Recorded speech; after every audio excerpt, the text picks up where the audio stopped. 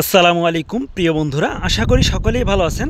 আজকে একটি নদীর সাথে এবং একটি রেল সেতুর সাথে আপনাদের পরিচয় করিয়ে দেই, যেটি বাংলাদেশের দ্বিতীয় বৃহত্তম রেল সেতু। এটি হলো তিস্তা নদীর উপরে, অর্থাৎ যে নদীটি আপনারা দেখতে পাচ্ছেন এটির নাম হলো তিস্তা নদী, এবং তিস্তা নদীর উপরেই মূলত এই রেল সেতুটি অবস্থিত। এবং এটি হলো রংপুর জেলার কাউনিয়া উপজেলায় অবস্থিত। রংপুর থেকে মূলত 30 কিলোমিটার বা 25 কিলোমিটার দূরে অবস্থিত এই রেল সেতুটি। আর এই সেতুতে আসতে হলে আপনাকে রংপুর সাতমাথা থেকে 30 টাকা ভাড়া দিয়ে অটো রিক্সা কিংবা সিএনজি বা বাসে করে আসতে পারবেন। এবং এই রেল সেতুটি নির্মাণ হয় 1899 থেকে 1900 সালের দিকে।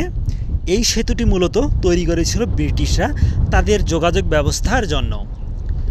যোগাযোগ ব্যবস্থার সুবিধার জন্য মূলত এই সেতুটি নির্মাণ করা হয় 1899 থেকে 1900 সালের দিকে। আরেকটি গুরুত্বপূর্ণ তথ্য সেটি হলো 2012 সাল পর্যন্ত বা 2012 সালের পূর্ব পর্যন্ত এই সেতুটি মূলত যানবাহন এবং রেল যোগাযোগ হিসাবে ব্যবহৃত হয়ে আসছিল। কিন্তু ওই যে দূরে আরেকটি আপনারা সেতু দেখতে পাচ্ছেন, ওই সেতুটি সড়ক সেতুটি যখন নির্মাণ হয় তারপরে থেকে এটি শুধু রেলওয়ে সেতু হিসাবে ব্যবহার হয়ে আসতেছে, এবং পাশের ওই সেতুটি মূলত আপনার যানবাহনের জন্য ব্যবহার হয়ে আসতেছে। প্রিয় বন্ধুরা, এই রেল সেতুটি তারা তৈরি করেছিল উন্নত মানের লৌহ দিয়ে। এই লোহার ব্যবহার মূলত সুপ্রাচীনকাল থেকেই চলে আসতেছে, এবং তারা এই রেলওয়ে সেতুটি যেটি নির্মাণ করেছেন সেটাও কিন্তু একটা বিশালত্বের প্রমাণ তারা দিয়ে গেছে ব্রিটিশরা। কেননা আজ থেকে প্রায় 100 বছর, 120 বছর বা 125 বছর পূর্বে এই রেল সেতুটি নির্মাণ হয়। আর এটি হলো বাংলাদেশের দ্বিতীয় বৃহত্তম রেল সেতু। এই সেতুটি মূলত নির্মাণ করেছিল আপনার লালমনিরহাট এবং কাউনিয়ার পশ্চিম পাশে বা রংপুর, এটার যোগাযোগের জন্যই মূলত এটা নির্মাণ হয়।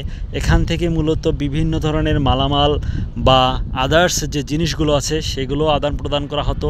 এছাড়া মানুষের যাতায়াতের জন্য একটা সুব্যবস্থা হয়েছিল। প্রিয় বন্ধুরা, এই নদীটিতে আসলে আপনারা বা এই রেলওয়ে সেতু দেখতে আসলে আপনারা এটার যে সৌন্দর্য সেটা অবলোকন করতে পারবেন। সাথেই যে এই নদীটি রয়েছে, নদীটির যে একটা বিশালত্ব, একটা প্রাকৃতিক মনোমুগ্ধকর যে একটা পরিবেশ বা সৌন্দর্য, সেটা আপনারা অবলোকন করতে পারবেন এই সেতুতে আসলেই আর কি। প্রিয় বন্ধুরা, ভালো থাকুন, সুস্থ থাকুন, আর অবশ্যই চ্যানেলটি সাবস্ক্রাইব করবেন। আসসালামু আলাইকুম ওয়া রাহমাতুল্লাহি ওয়া বারাকাতুহু।